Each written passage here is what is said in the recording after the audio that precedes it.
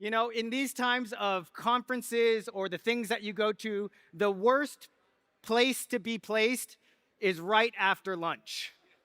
And so they chose the least important person to have the section after lunch, which is myself. So if you can come on in and find a seat as quickly as you can. I know you're digesting your food. I see Foothills actually here on time. Thank you, Adrian, Jamie, Bree, others. Please find a seat. I know it's already been an amazing morning, but if you can humor me for a second and close your eyes where you are. And if you're walking in, please don't close your eyes. Find a seat first, then close your eyes. We don't got that kind of insurance. But close your eyes where you are and just take a deep breath. And out with me. And if you're anything like me, your mind is always in different places than your body is.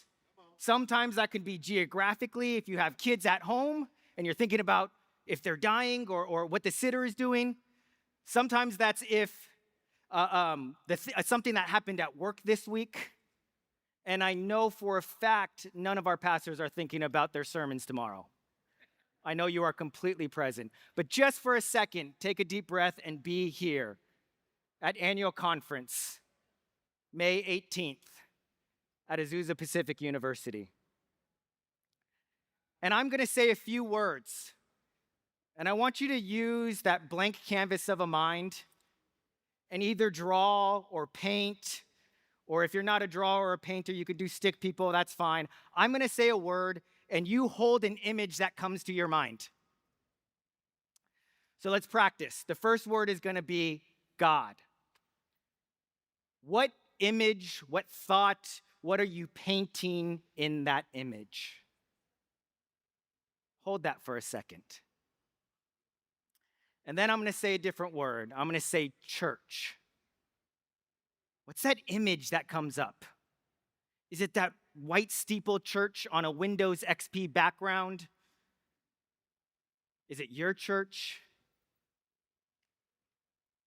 Is it people? All right, the last one, okay? Last chance to do some arts and crafts. I'm going to say the word conference. And more specifically, annual conference. And very specifically, the Free Methodist Church in Southern California annual conference. What image comes to mind? Hold that there for a second. Thank you. You can open your eyes. Well, if I haven't introduced myself or I don't know you, you're a first-time delegate. My name is Jon Sato, and I get to serve you as a conference superintendent. A superintendent, oh, thank you, one whoop. No one else. There you go. That was a pity whoop. Pity whoops aren't taken. I don't take the pity whoops. Conference superintendents are elected for 4-year terms to serve your annual conference body. My term started in 2022. And I have young kids, and I'm a homeschool dad too, so we're going to do some math. 2022, 4 years. Can anyone do that? 2022 to 4 years is 2020. There you go. I'm also a superintendent, and I'm a magician. Watch this. 4. If you take it in half, boom. What is that? 2. All right? What do we have here? 2022 plus 2 is 4, close, 24, but good try. 2024. What year is it today, this year? 2024. So this is the midpoint in this current term. And so I know that at the close of this annual conference, most of you will be celebrating that this reign of terror is halfway over. Just absolutely celebrating. But if you're anything like me in these natural timelines, you have this timeline and you think about the past as well as you envision what the future might be like.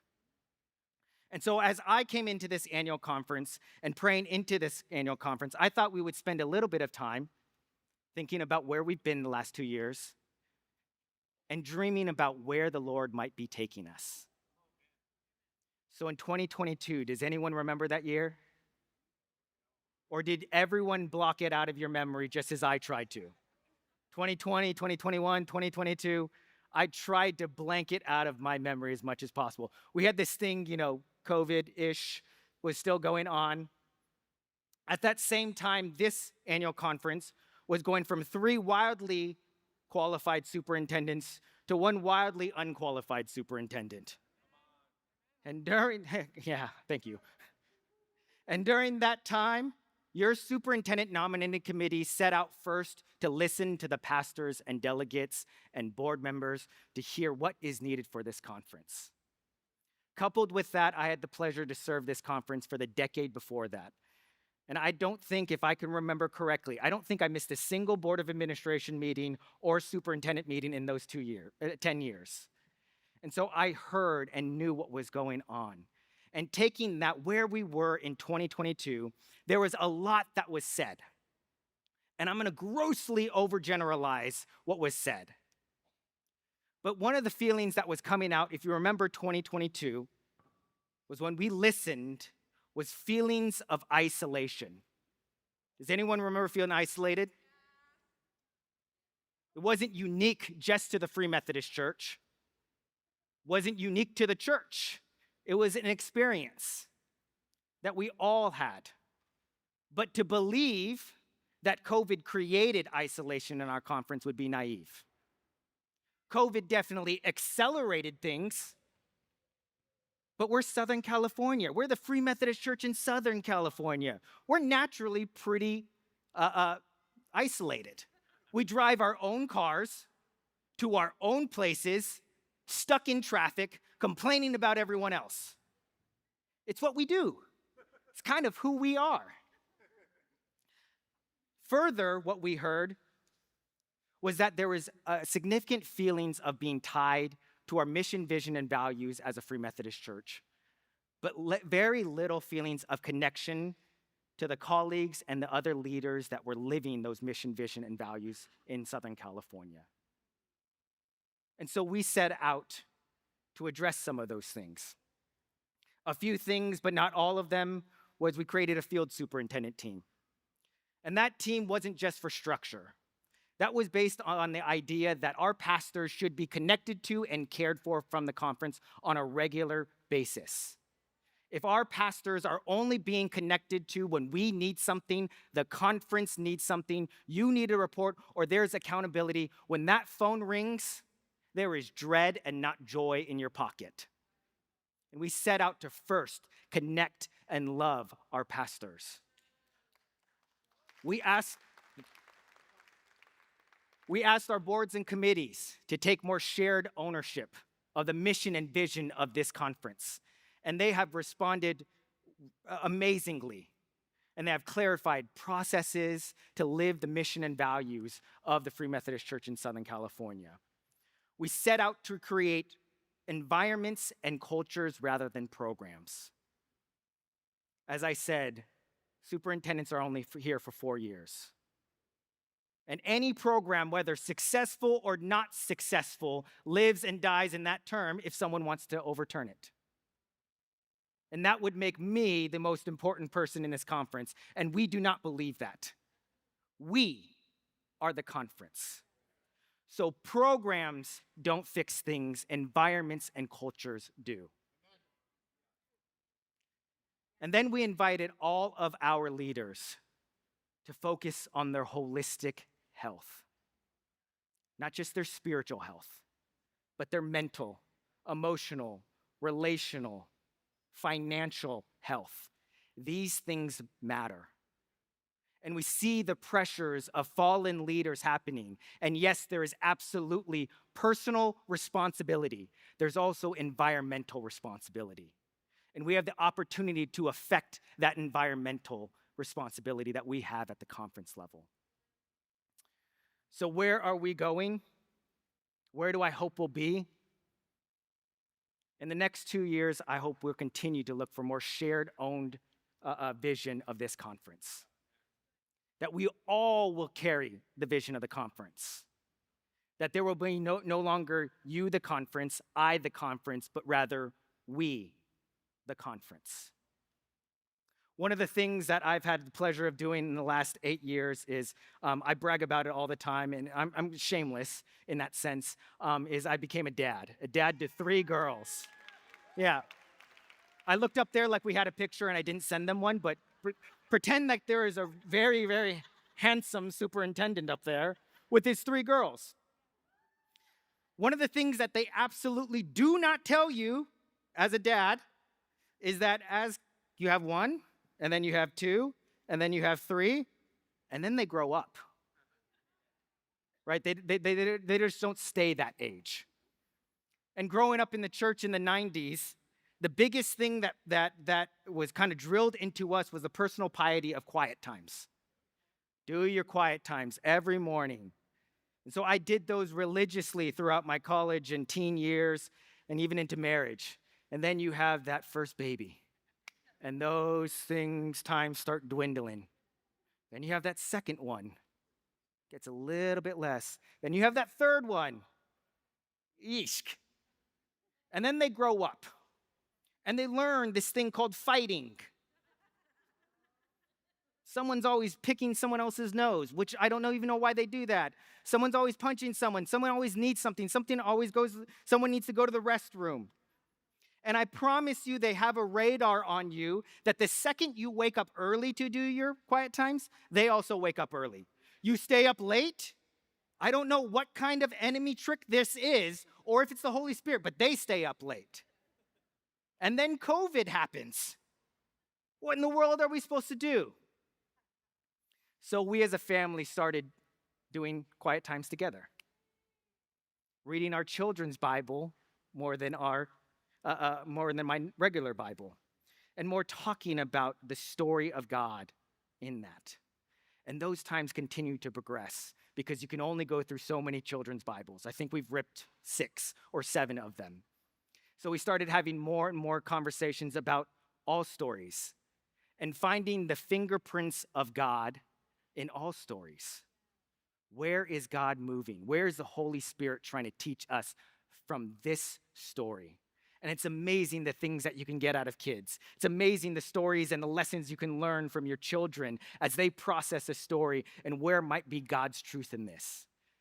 Because we believe that all truth is God's truth. And so today, instead of speaking to you from the Bible, I'm going to speak to you from something that's canon adjacent. I think it missed the canon just barely in one of the early councils. It's called Little Blue Truck. That was sarcasm. If anyone didn't know, I apologize. It did not miss the canon.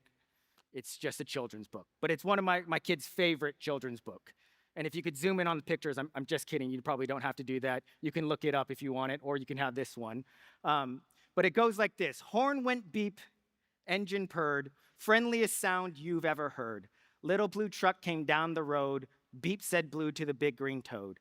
Toad said croaked and winked an eye when the little blue truck went rolling by. Sheep said baa, cow said moo, oink said piggy, beep said blue. Cluck said the chicken and her chick said peep. Ma said the goat, blue said beep. Neigh said the horse, quack said the duck, beep said the friendly little blue truck. Honk yelled the dump truck, coming through. I've got big, important things to do. I haven't got time to pass the day with every duck along the way. Room went the dump around the curve. He saw a puddle and he tried to swerve. Into the mud rolled the big fat truck and his big, important wheels got stuck. His heavy-duty dump truck tires were stuck down deep in the muck and mire. Honk, cried the dump, and he sounded scared, but nobody heard or nobody cared. Then into the mud, bump, bump, bump, came the little blue truck to help the dump. Little blue pushed with all his might. Now blue and dump were both stuck tight. Help, help, help, cried the little blue truck. Beep, beep, beep, I'm stuck, I'm stuck. Everyone heard that beep, beep, beep. The cow came running, the pig and the sheep. Up at a gallop ran the big brown horse. Goat jumped over the fence, of course. The hen came flapping, the chick and the duck, and everyone pushed that little blue truck. Head to head and rump to rump, they all pushed blue who pushed the dump. They couldn't quite budge that heavy load. Then who hopped up but the big green toad? All together, 1, 2, 3, one last push, and the trucks were free. Thanks, little brother, said Dump to Blue. You helped me and they helped you. Now I see a lot depends on a helping hand from a few good friends. Beep, said Blue, who wants a ride. Everyone scrambled to jump inside. Oink, quack, ba, moo, cluck, peep, neigh, croak, ma, beep, beep, beep. I bet you never thought you'd go to an annual conference and be read a children's book. That's what you get by electing an immature superintendent. But there are so many lessons that we can learn from that book. Little Blue is living his life, saying hello to the duck, the horse, just going through life, and the dump truck comes ripping through their lives. You ever have something that you feel like just rips through your life? It could be a situation at work. It could be a person.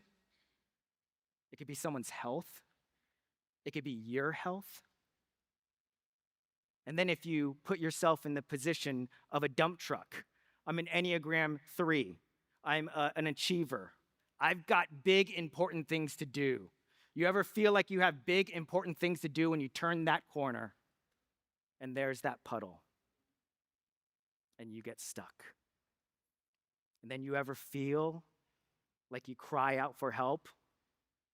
And it says that nobody heard. And I want to believe that nobody heard or nobody cared. You ever feel like you're crying out and no one hears you? Or even worse, you ever feel like you're crying out and no one cares? Then what happens? Blue comes in to save the day and can't get them out, and pushes with all their might. And then what does Beep do? He says, beep, beep, beep, I'm stuck, I'm stuck. And what comes to save them? Everyone. Not just the horse, not the duck, not the toad. It's the community. It's their relationship. It's the things that you saw in the beginning. It's the things that we didn't see. It's the times that they celebrated life together and grieved together. It's the church that they built.